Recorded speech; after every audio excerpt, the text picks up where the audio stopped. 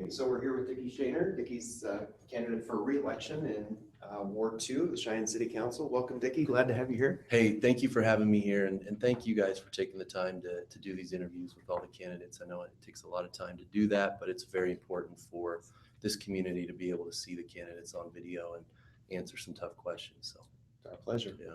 I'm Brian Martin. I'm managing editor at the Wyoming Tribune Eagle. Bob Feck, Cheyenne Animal Shelter. So, Dicky, let's get started with what specific issues or concerns have you running for re-election this year? Sure. First of all, it's been an honor to serve these past 4 years. I've enjoyed it. I think we've made a lot of progress, but there's still a lot of work to be done. Three main issues that I would point out going forward. One sort of overarching issue is just lack of a plan, comprehensive plan in terms of how we're going to be spending our revenues, what we're going to be doing in terms of operations, and how we're going to fund the $130+ million in unfunded capital improvement that we have. And so getting a plan together to address those big issues. In my opinion, our budget is still what I would call imbalanced in terms of we just aren't in a situation to really address the needs of this community going forward with how it's structured right now.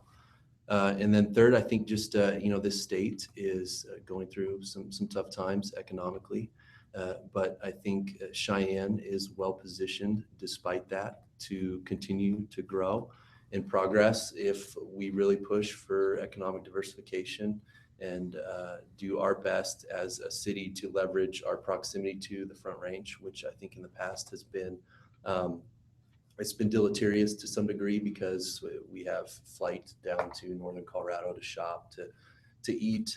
But I think now that development has come up so far north that we're actually in an advantageous position in that sense. So those will be some of the things I'd like to work on. That's good. Dicky, what qualifications do you bring to the table that you think make you an effective council member? Certainly the last 4 years of experience are important. I can hit the ground running, which is going to be absolutely essential this term with a new mayor, some turnover on council. We need experienced leadership to guide us through these challenging times. Second, my background and experience, both legislative and executive at the state, local, and national level, as well as private sector experience, legal background, is a diverse skill set that's uniquely tailored to the position of a councilman.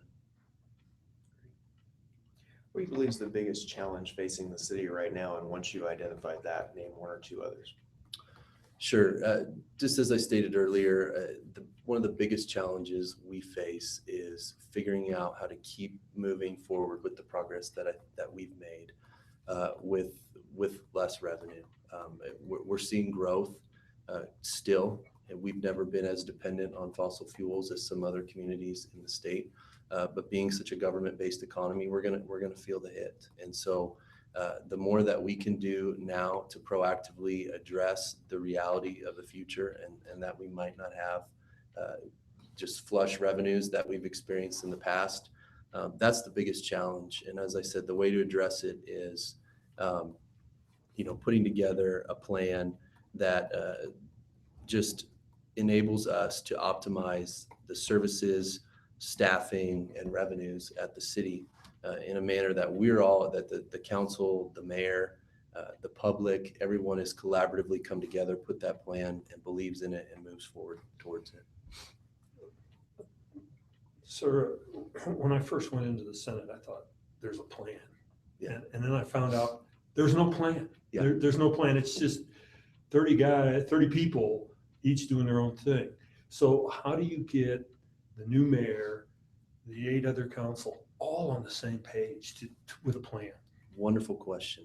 And what's been interesting to me in being in local government in relation to that is in the state and federal legislative bodies, it's a partisan environment, and you have leadership in both parties that theoretically are driving an agenda, and the partisan followers should follow that agenda. It doesn't always work like that, but in a nonpartisan environment, you don't have sort of that philosophical alignment. And so what I think, and particularly too without that and with the smaller size that we have on a council compared to the state legislature or federal government, I would point to a resolution I drafted several years ago, and that was to create a citywide capital improvement plan. That plan was controversial at first. Not everybody thought it was a good idea. But over time, once it passed and staff came together and did an absolutely phenomenal job at working across departments to come up with ideas, identify, categorize, and prioritize all of their capital projects and major maintenance needs together, brought that to the governing body. And as far as I know, everybody on the governing body is happy with that work product, agrees for the most part with the prioritizations of staff, and we're already using those staff prioritizations in our 6 penny discussions. So I think that's an example of where council pushed and led sort of an innovative thought. That was a little bit controversial at first, but as time went on and over the years, we're realizing how valuable it is, and we have a lot of buy-in from staff and elected leadership into that plan, and we're using it to move our city forward in terms of 6 penny projects right now. And I think we can do that we can do the same model with services and operations. So if you're reelected, I mean, we've interviewed people that are unfamiliar with that plan, and they may be elected. What would you do with that? I would just hand them the plan and show them and walk them through it. It's very user-friendly, and explain to them kind of, the shortfalls here. And, one thing we have to do is we have to optimize our operations at the city to a point to where we have a dedicated funding stream to that capital improvement plan, which includes streets, includes major maintenance, capital construction. And so what can we do in terms of analyzing the services the city provides? What is it that we absolutely have to provide as a city? And what are some things that we can maybe shop out to the private sector and save some money? And so right now our payroll is about 74% of our general fund. And if we can get that down, under 70% and use some of that revenue, both to deal with the possibility of a revenue shortfall, but also to start dedicating money to streets and that capital improvement plan, that can be done. And I'm fully confident that we will get it done. Dicky, besides the budget issues, what do you consider to be maybe the next 2 big issues for the city to face? Yeah, like I said, the diversification of our economy is important. We're a government-based economy. We're a capital city, but with government shrinking, we have to think of innovative ways to bring business and bring people to this town. One of the hurdles that we have in that regard is lack of affordable housing. Every major study that we've had has identified our housing prices as being pretty high, even for the Front Range, including Colorado. And so what can we do to address that housing problem so that when businesses come here, they can invite their employees to come here too? We've heard a lot of that from big companies looking at Cheyenne. Hey, we can't ask our employees to come here. And so what can we do with our regulatory environment, in particular around development, to really address that issue? It's one thing I've been very passionate about and worked hard on over the last 4 years. Some great success, some things that I had hoped to get through that didn't. But really looking at our codes, our development codes, and making sure that any regulations we're asking developers to follow make sense in terms of health, safety, and welfare, and that we aren't pushing the price up artificially due to aesthetic or opinion-based standards that just really, to some people, are nice and really like them, but we have to find that middle ground to where our housing is still affordable and a quality product, and I don't think we're there yet. Dicky, can you describe your vision for Cheyenne? Sure. When people ask me that, I look at it in 2 themes. One is what we've discussed about, is just getting our house in order, our operations in order, where I would like to envision us in a couple of years. And that is what I said. Everybody, we have identified the top 10 to 15 services each department's providing. We've determined which services that we're doing right now could be better done in the private sector. And then certainly looking at ways to fund the projects and the quality of life things that we all believe in and know is important for our community to grow. Getting everybody on the same page and really understanding and strategically driving towards those goals would be the operational component. And then overall, I would like to see Cheyenne doing so well that we are, in terms of quality of life and economy, growing economy. I'd like to see us ranked in the top 10 consistently year to year by some of the major national ranking authorities like Forbes and Wallet Hub and some of those entities that look at municipalities. And what we'd have to do to get to that point is look at the methodologies that those entities are using, such as housing prices is one, green space per capita, all of those factors that are being weighed and really drive Cheyenne towards that, so that when businesses, when families, when professionals across the country are looking at relocating, looking at opening up a business, we're right there front and center, nationally recognized as an economically competitive and high quality of life community on a nationwide scale. What do you think the community needs that it doesn't have, and how are you going to work as a council member to make that happen? I think we have a great community. We have a lot of things that we don't talk about enough. We have great public safety. Our crime rates are low. We have a great education system. We could perhaps have a little bit of better weather during the winter months, but all in all, I think we have a great community. One common refrain you hear is activities for youth and young families, and certainly that's something that a lot of people weighs heavily on their minds. We've had several proposals come and go in terms of trying to address that issue, and it's something that's near and dear to my heart as starting a young family in this community and being someone who grew up here. I understand that. And so Six Penny is a great way to start again with getting some of those quality of life things moving forward. I intend to push some items in that regard on the Six Penny, including possibly a gymnasium expansion at the Ice and Event Center, really trying to leverage that facility that we have already. How can we make it more economically viable? How can we get it to be used more? And looking at Greenway, and then just continuing to look at all opportunities, both private and public, to really enhance the quality of life that we have, particularly for young kids. What are your priorities for economic development, and what's the city council's role in that? City council can do a lot to help development. One thing the city council can do is get out of the way in a lot of ways. That is something that I think we philosophically fail to recognize, is that it's the private sector that drives development. It's not the public sector. It's not us. But what can we do to help push it forward? First and foremost is the services that we provide them in a top-notch and efficient manner. What are we doing, and are we doing it the best we can for the least amount of dollars? Two is the regulations that we have around business. Making sure that we find that happy medium between appropriate regulation, but also enough to allow free enterprise to flourish and do what it needs to do to grow. And then third, obviously, is the public-private partnerships that we do, whether it be with the Wyoming Business Council or other entities in the community, leads the chamber. Working with them to try to get projects done is another way that the city can really help boost our economy. Dicky, what do you envision for the future of downtown? And if an extra $100,000 showed up, where would you spend it? Would you spend it on the downtown core, the west edge? What's your priority?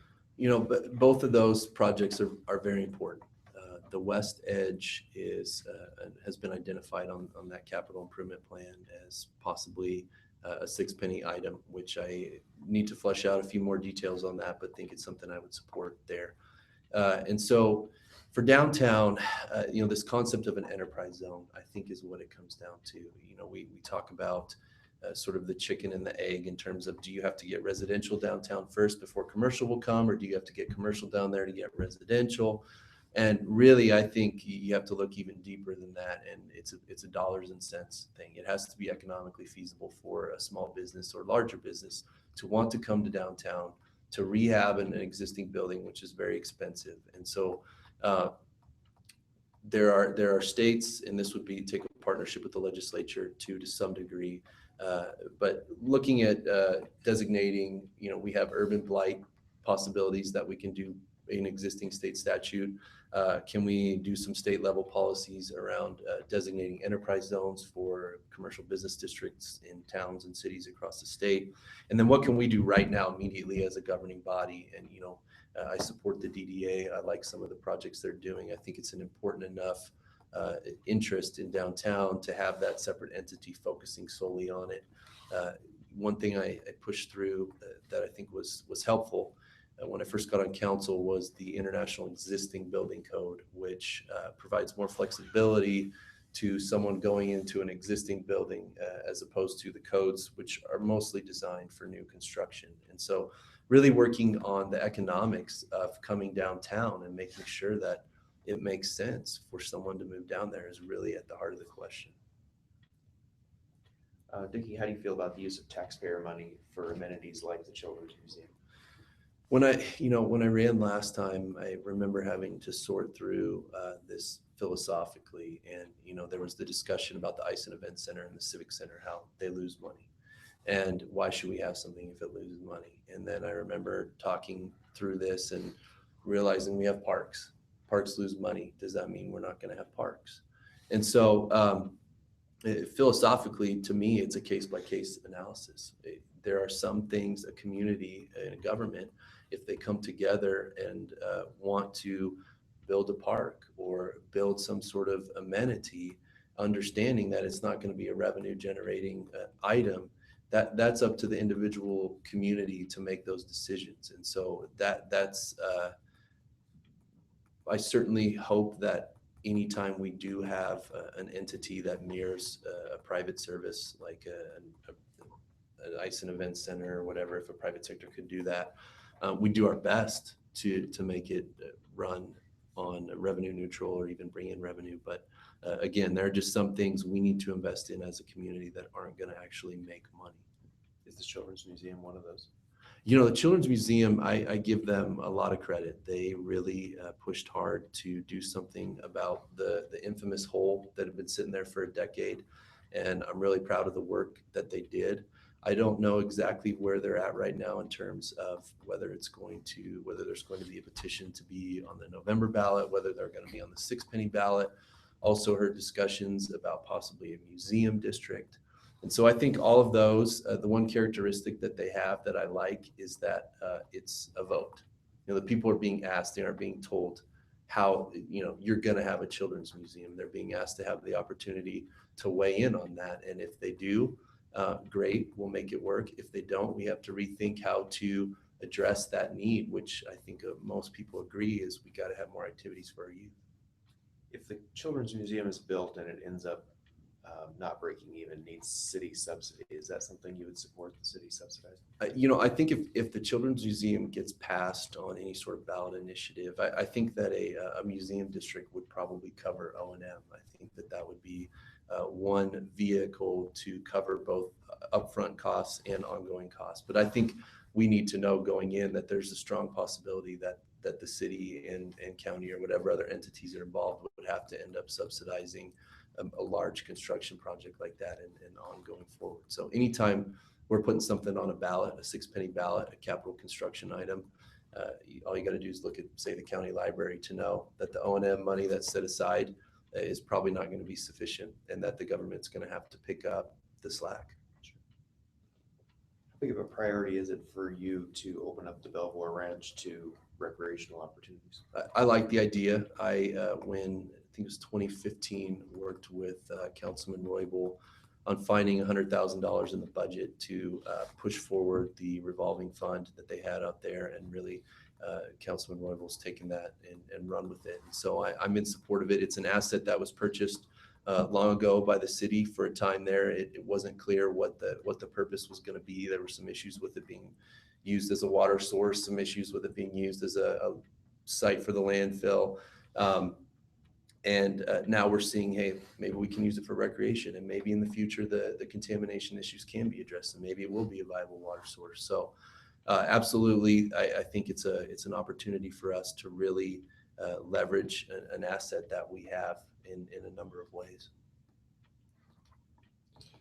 So there's some fifth penny money and also some general fund money goes to the United Way for distribution to a series of nonprofits. What are your thoughts on that? So I sit on the Human Services Advisory Committee that oversees that work. And one thing that I firmly believe in is the process that we have set up there. The city was a little bit behind the county in terms of utilizing that community grants sort of analysis committee that the United Way puts together of business professionals to oversee those grant requests. The city finally hopped on board and is relying on that committee as well. They come forward with recommendations on how we should use that 20% of our fifth penny to help nonprofits in the community. And I think it's a good system. So I support it. Dicky, talk about your budget and savings priorities. What you think the city should be spending money on, how much maybe it should be saving in this tough economic time. Sure. One thing that I did early on, we got our first audit back from the auditors, and it identified the fact that our reserves were really low based on GAAP accounting best practices for municipality. And in fact, the lowest they recommended was 60 days of operations and reserves. And at that time, we were around 10 to 11 days, I want to say.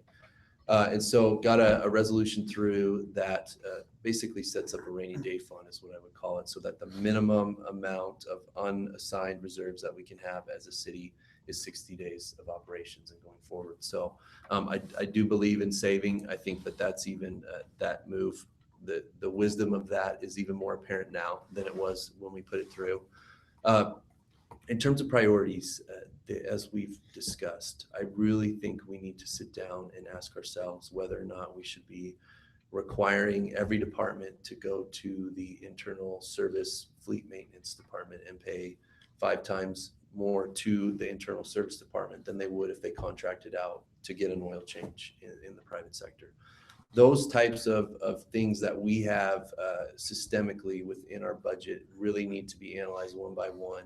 And frankly, we need to shop some of those out to local businesses here in town. And once we get there, over time, once we address that EIS, once we get our staffing levels optimized to where we can start paying people at a market rate, because we're not right now, and get our staffing at a level that's sufficient to provide the services that we've all agreed and prioritized that the city needs to be doing.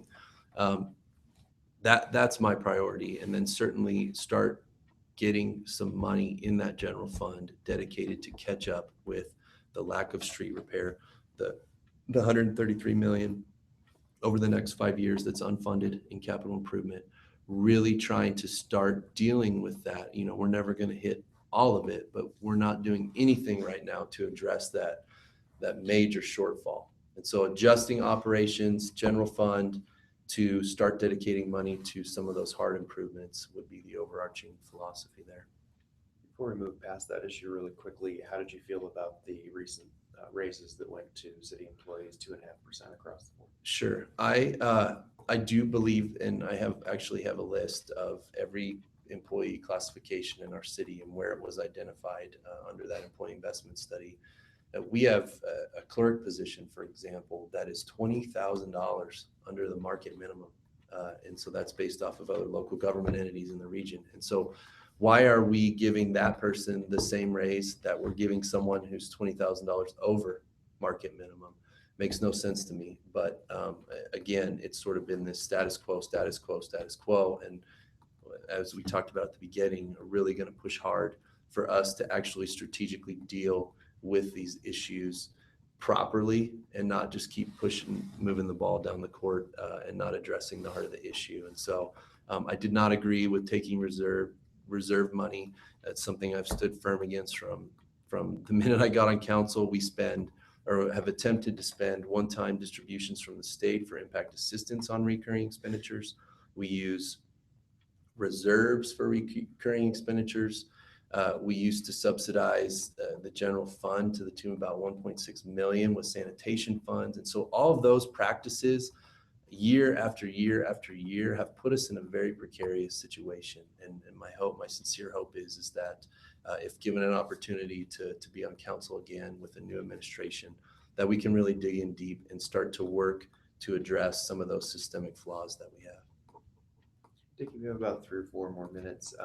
Wanted to ask you, you've already mentioned some 6-penny ballot projects that are priorities. Can you kind of just give us a quick list of things that are priority for you? Yeah, there's some proposals for fire on there. I'm kind of trying to look at a hybrid, getting a lot of their stations and engines renovated and refurbished, as well as some other long-term needs that they need. Looking at West Edge closely, gymnasium expansion at the Ice and Events Center, Greenway, and some drainage projects. Those are kind of where I'm looking at right now. As a member of the 6-penny Joint Committee, I will be working with Councilman Rennie on getting all of the $45 million of priorities of our colleagues on the city. We'll vote on those starting in August, settle on what our priority is as a city, and then we'll bring those to the county, and I'll be advocating for the city's projects, whatever they end up being, on that joint committee. What about Christensen Road? Excuse me, yes, absolutely. That's a high priority for me. Just the way development is going, the way we're sort of landlocked in other areas. Out east is a huge growth opportunity that Christensen Road overpass will enhance greatly. Since you mentioned that we're kind of landlocked, we're picking up a pretty good chunk of land on the east side through annexation. We've already run a sewer line down to Love's. We're kind of surrounding the South Cheyenne Water and Sewer District. Do you think at some point we may address that? I hope. It's a challenge right now, and it's particularly been a major challenge with that Sweetgrass property, figuring out how to address that. And from my perspective as a member of the city's governing body, it's not in our best interest to allow that South Cheyenne Water Sewer District to expand. And that's been a bit of an issue. But for the future of Cheyenne and the way Bopu is building out their infrastructure in that area of town, at some point we're really going to have to look at what the South Cheyenne Water Sewer District's role is. And certainly, in my opinion, it should not expand. Dickie, can you talk about the landfill project and the trash fees going up, and how would you think that's going to be sufficient? Have you supported it? Is there more that needs to be done there to cover that cost? That is an issue near and dear to my heart. It's been a sort of a pet project. When I got on council in public meeting, I remember asking, how much money is coming into sanitation and how much is leaving? The answer was, we don't really know. And so I said, okay, well, let's find that out. So we went, staff went back, worked hard, came up with a full cost accounting, all the money going into sanitation, all the money leaving to subsidize the general fund. We identified about $1.6 million going into the general fund out of sanitation. And so that whole time we're jacking up sanitation rates. I didn't vote for sanitation increases because of this the first couple of years. And so we're bleeding sanitation dry to balance our general fund. Well, once we identified that money, the next thing was we got a study underway. And then we had to make a fundamental decision or philosophical decision on whether the city should be in the landfill business or not. And that was something that I think is at the core of the issue. And to me, someone who's as big of an advocate as you're going to find of using the private sector where we can, I really feel that the landfill is something that the city needs to be in charge of. We need to control our own destiny with that landfill because it's such a critical service. So with that underpinning, moving forward, we got to move away from the $1.2 million a year in alt. And so we made the decision, okay, we need our own transfer station. We need our own landfill. Now we're going to have to pay for it. So that study came in. It said 8% increase over the next 5 years. But that was before we capped the sanitation subsidy. So we capped that at 5%. And so there wasn't $1.6 million leaving sanitation anymore. And so the study did not account for that additional revenue staying in there.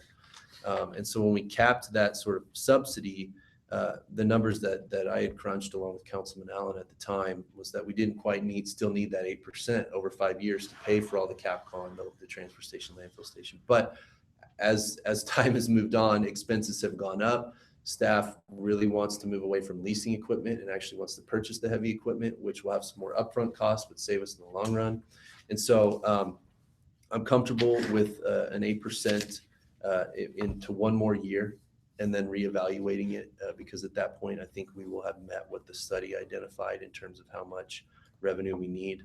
But that's a business that costs they just go up exponentially every year. But I do fundamentally believe that we need to own our own landfill and pay for it. And now that there's no excuse in terms of sanitation money not staying in sanitation, because it is now staying in sanitation, I support that service.